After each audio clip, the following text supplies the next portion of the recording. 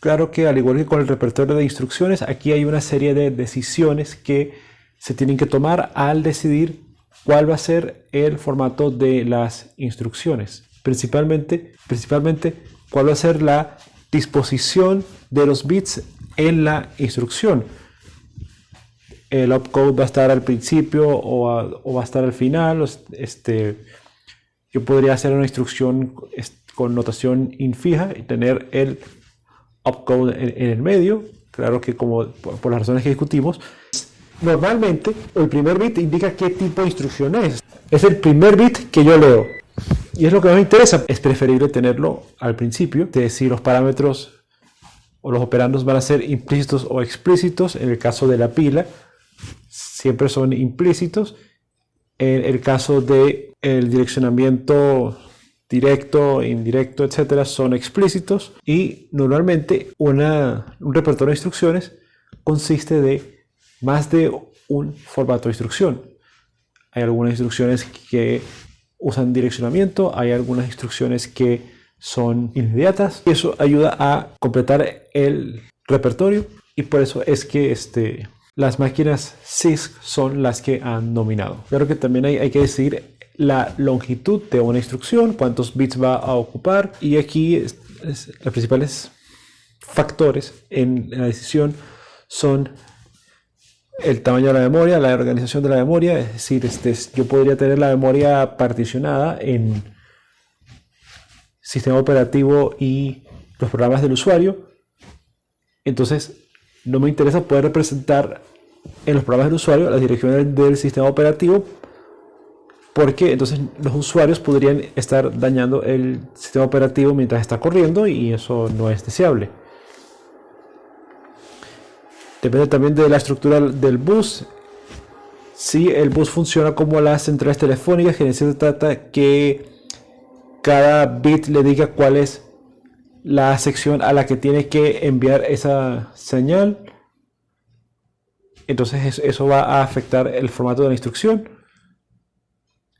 La complejidad y la velocidad del CPU. Si la instrucción es muy larga,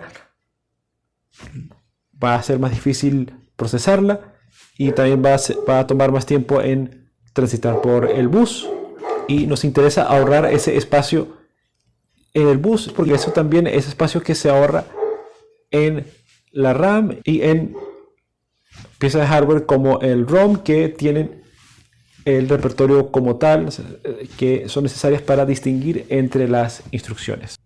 Y aquí vemos nuevamente la diferencia entre RISC y CISC. Una buena razón para tener un repertorio reducido de instrucciones, es decir, RISC, es para tener menos bits dedicados a el opcode. Si yo tengo solo 4 instrucciones posibles, el opcode solo tiene que ocupar 2 bits y no pierdo tantos bits del operando. Si en cambio yo tengo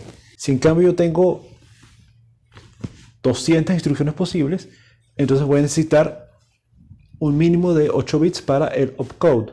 ¿Por qué un mínimo? Bueno, porque el ensamblador utiliza esos bits para saber qué es lo que tiene que hacer. Uno de esos bits va a tener que indicarle cuántos parámetros efectivamente tiene la instrucción. Y entonces ese es un bit que no me sirve para discriminar entre alguna otra cosa. Similar a lo que estábamos hablando con los números telefónicos, de que obligatoriamente tengo que marcar primero el 0 para hacer una llamada a larga distancia. Eso significa que el 0 no me puede ser un código de área o un número de emergencia o cualquier otro uso que pueda dársele a un número de teléfono. Pero obviamente, ¿qué quieren los programadores? Los programadores quieren más diversidad en sus instrucciones, quieren que haya esa complejidad. Entonces ellos hablan hacia el lado de CISC, pero claro, pero eso significa que los opcode tienen que ser más grandes y hay menos espacio para las direcciones. Y lo quieren a bajo costo, aunque en la práctica muchas veces es el costo el que verdaderamente decide el tamaño que va a tener la palabra, o el tamaño que va a tener la instrucción, o el tamaño que va a tener el opcode o la dirección. Es decir, cuánto quieres que cueste esa computadora cuando salga a la venta. Pero es claro, dependiendo de lo que yo vaya a direccionar, podría estar usando uno u otro modo, podría tener más o menos bits, pero aquí es importante hablar de la granularidad de la dirección. Yo podría tener una forma de dirigirme a cada bit individual, cada transistor que hay en el RAM, pero es más común direccionar por bytes, grupos de 8 bits o por palabra. La palabra es la unidad por excelencia de transmisión por el bus. Generalmente cuando hablamos de que el sistema es de 32 bits o de 64 bits, nos referimos al tamaño de la palabra, y este es normalmente el tamaño de un registro en el CPU también. Y poder direccionar todas las palabras va a requerir menos bits que poder direccionar todos los bytes, y por supuesto menos bits que poder direccionar todos los bits. O yo podría direccionar por bloques y obligar a leer todo el bloque cada vez que se necesitan los datos que están ahí. Pero es importante recordar que estas instrucciones están en binario. Es muy fácil hablar de que hay 10 millones de valores, de que los comandos son load word, store word, add, etc.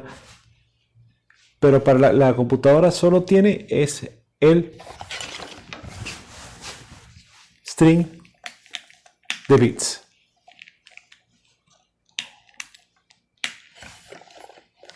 Y el interpretador por excelencia de estos bits es llamado el assembler, el ensamblador. Y es el que tiene la tarea de traducir estas instrucciones a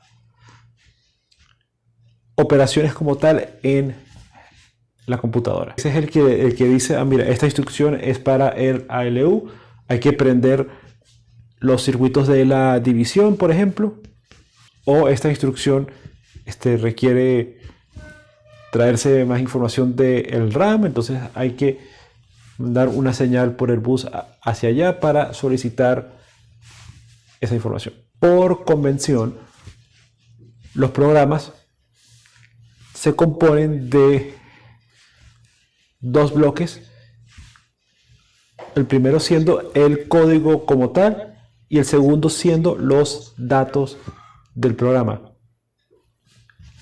Entonces decimos que si lo pintamos de esta manera, con el 0 aquí arriba al principio y el n, el tamaño que tenga el programa al final. Entonces decimos que el código existe encima de los datos del programa. Entonces aquí están todas las variables que yo declaré en el programa, y aquí está el código como tal, todos mis if, todos mis for, todas mis asignaciones de variables existen en este pedazo que es el programa y hasta aquí. Entonces, pintándolo así verticalmente en el orden en que se lee, decimos que el código está encima de los datos. Pero muchas veces no nos interesa pintarlo así, muchas veces nos interesa pintarlo al revés y poner el 0 como la dirección más baja porque es el número más pequeño, y el n como la dirección más alta porque es el número más alto. Entonces, cuando lo pintamos de esta manera, decimos que el código es la base del programa y los datos están encima de el código. Entonces, claro, ¿qué son estas instrucciones? Son instrucciones como cargar los contenidos de la dirección 201 del bloque de datos en el acumulador, sumarle a eso el contenido de la dirección 202, sumarle a eso la dirección del 203, guardar el resultado de la sumatoria en 204. Durante mucho tiempo así era como se escribían los programas, pero esto era tedioso y era muy frecuente hacer errores Por lo que la primera mejora fue que las direcciones no se expresaran en binario ni en decimal, sino con hexadecimal. Y es por eso es que el ASCII el ASCII se separa en bloques basados en el valor de el valor del número en hexadecimal o en octal. En ese entonces todavía no habíamos decidido si era mejor el octal o el hexadecimal. Pero aún ocurrían muchos errores hasta que a alguien se le ocurrió la posibilidad de etiquetar ciertas líneas del código.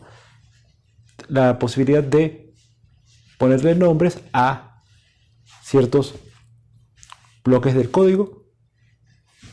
Es decir, la posibilidad de hacer un goto no a una línea específica, sino a una etiqueta en el código. Entonces, estos se llamaron los símbolos mnemotécnicos, pero por limitaciones de lo que cabe en una instrucción, en una palabra, tenían que ser mnemotécnicos de solamente 3 letras, pero permitían tener un mejor control de flujo. Entonces tú puedes tener una etiqueta que decía comienza el ciclo o termina el ciclo, y los goto, entonces cuando llegaban al final del ciclo iban a la etiqueta del principio del ciclo, o si hacían un if, entonces iban a la etiqueta del else. Y bueno, así comenzamos a salir de el lenguaje de máquina, que todos son cadenas de números, a el assembly. Pero eso dio pie a las direcciones simbólicas. Entonces, recapitulando, de hexadecimal pasamos a nombres simbólicos para ciertas líneas, para ciertas instrucciones. Entonces, recapitulando, pues tuvimos hexadecimal y después pudimos ponerle sobrenombres a ciertas líneas del código para poder hacer un goto, decir, mira, el ciclo termina aquí y empieza aquí. Lo que nos permitió tener códigos de 3 letras. En algún momento a alguien se le ocurrió poner los mismos códigos de 3 letras a la sección de datos del programa. Entonces ya no estamos diciendo suma lo que está en la dirección 202 a lo que está en la dirección 203. Ahora decimos súmale X a Y. Y con esto está completo el ensamblador, que se encarga de traducir estos símbolos a las direcciones, que es lo que realmente se puede convertir directamente a binario para que la computadora entienda qué es lo que ustedes quieren hacer.